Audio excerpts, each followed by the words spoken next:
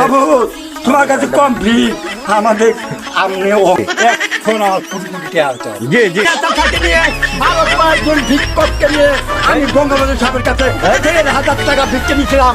আরো মানুষকে নিয়ে কম করে দিয়ে ৭০০ টাকা টাকা বাচ্চা বাসায় আমরা আদা কিনে নিয়েছে নঙ্গল খানা কামাতি গল্লা। এটা আমার কণ্ঠ, আমার কণ্ঠকে আমি বিক্রি করে দেবো না। গুলি করছে, দাঁত ভেঙে দিছে। কৃষি দোষ করেছিল, ওনাকে পাথর মারা হলো, কু মারা হলো, মুখ মারা হলো। ওয়ালাইকুম আসসালাম। ভালো আছেন? হ্যাঁ ভালো আছি, তুমি কেমন আছো? এই যে ভালো। হ্যাঁ ভালো আছো না? আচ্ছা তুমি কার সঙ্গে আছো? এটা ভূষণ ভাইয়ের সঙ্গে। ওই মাদার খান কি খান কি সঙ্গে তো একটা তার মানে কি